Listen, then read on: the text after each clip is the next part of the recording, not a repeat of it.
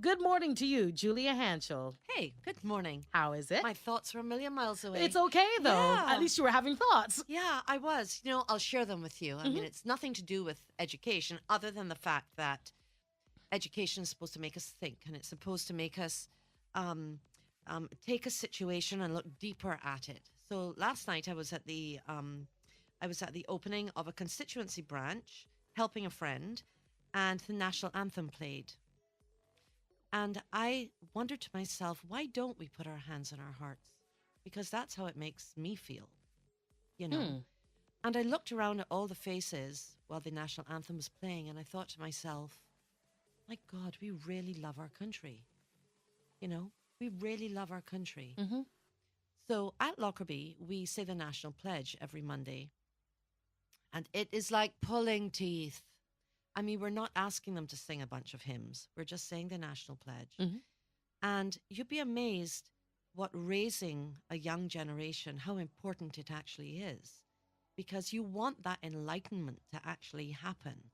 And you want them, when they say something, to say the national pledge or the national anthem or whatever with their very soul. Teaching is a really, really difficult and super important job. Parents, today this is for you because last week I got so many calls and requests online for the name of the occupational therapist whose website I was actually quoting from. Well, I'm going to read some more stuff from her website today. Her name is Victoria Prouday, Prooday.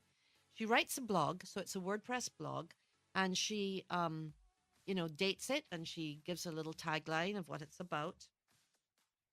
So what I picked today was, why are children disorganized, and her ideas for the reason why and her solutions. She says when she has kids coming into her office with parents, she's often hearing the parents say, take off your jacket, hang your jacket up, put your shoes away. No, you can't take your shoes off. Go to the washroom. Hey, remember to wash your hands, flush the toilet. And minutes later, then, the parents will voice their frustrations because they're not saying this to 3-year-olds. They're saying it to 13-year-olds.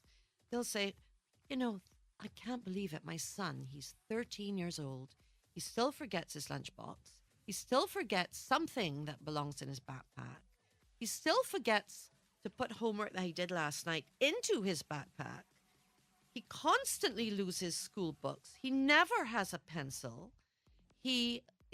I give him lunch at school and he comes back and every day the Rubbermaid container is gone. It's missing. And I'm constantly buying Rubbermaid containers. And the worst is he forgets to do his homework. Now, how can a kid forget to do his homework? And parents are actually quite surprised, Victoria says, when she tells them that they should stop being their child's GPS if they want their child's organizational skills to improve. Why? Because parents' reminders serve as a child's external navigational system. You see, they have to be externally regulated, and you want your children to grow up to be adults who are independent and internally regulated. So you've got to start training that. And she says the child's external navigational system guides them through the day and all the activities that happen during that day. So by GPSing your kids, parents take over their kids' responsibilities and don't allow them to develop their own organizational skills. Reminders turn off the child's brain as the child expects to receive a reminder. Therefore, there's no need to be motivated to actually remember things on their own. And in real life, there's not going to be a GPS available to help your child keep him or her organized. The average teacher has 25 other children in class. Well, at Lockerbie, we're fortunate. We have up to 8. And usually it's only 4. But a teacher can't navigate 25 kids, for those of you whose children are in bigger classes, through his or her day completely. I mean, she may be able to give a little reminder here or there where it pertains to everyone, but the teacher certainly can't be a parent and navigate your specific child through the day. And unfortunately, without constant external navigation, children get lost because their brain hasn't become accustomed to function actually on its own. We hear quite a few parents who'll come to us and say, I can't believe it. The reason why my child needs extra lessons with you is because when my child's at school, The teacher won't put him in the front line. And I say, well, why does your child need to be in the front line? Well, my child needs to be brought back to task and to attention all the time. And I say to them, but probably so do six other kids in a class of 25. And then you have three of them who wear glasses who don't actually put them on. So they need to be close to the board. And you may have a child who doesn't hear very well. You may have a dyslexic child who doesn't hear very well for a reason, a reason that needs to be therapeutically assisted. So you can't have a teacher with 25 desks in front of them. You have to have, a classroom that's ordered in a different way. So and don't for 1 minute think that the teacher doesn't want to do it. The teacher does want to do it. Every teacher comes to school every day brand new, and they are out there to do 100% of their best for your child. But it's a very, very hard job. And parents, we need you to help get these kids from being externally regulated to being internally regulated. And the argument that you have to organize your child because they're disorganized isn't valid. You have to help your child get organized because they're disorganized. So if you've been reminding your child for the past 5 years to wash his hands, to flush the loo, to put his bags away, his homework away in his bag, or to actually do his homework, and this hasn't been happening, this hasn't been working, obviously, your approach hasn't been going very well. So you need to consider that a child may naturally be inclined to being disorganized, and parents might actually enable that personal weakness by becoming a GPS and providing constant reminders. Regardless of the underlying reasons, organizational skills, they are trainable, they are learnable, but they're not trainable or learnable through reminders. Reminders hinder them because children become reliant on them without turning on their own thinking process, which is what you want. I'll give you a great example. You have a kid who genuinely has an organizational issue. Now, I'm not talking about a kid who is lazy or is accustomed to doing it or whatever. I'm talking about a child who genuinely has an executive function issue where they don't organize well. Well, you know what? It's like therapy. It's not going to be pleasant, but it's going to serve a purpose. That child needs to take the entire family's laundry, they need to fold it up, and they need to package it. And they need to package it in big categories like dad's, mom's, mine, my sister's, and then in smaller categories like of mine, I have my boxer shorts here, I have my t-shirts here, I have my swimming jams here, I have my regular shorts here, I have whatever it is, my vests here. We package them up and then they go and they pack them away. Because a kid who will make the effort and a parent who will help the child understand how to pack away his clothing, that's like the first step in being organized, because they're not going to like it because they're not accustomed to doing it. But believe me, it really, really, really does help. Let your children help you in things like packing away groceries. Yes, they're not going to like it, but hey, you know what? Who really likes eating spinach, right? But a whole bunch of adults eat spinach because guess what? Why gay now? Spinach? It's good for you. Yes. It's good for you. So we eat it, right? And we find a way to make it likable. We throw on some pine nuts and some vinaigrette and spinach is great. Really, seriously. You've got to help your kids.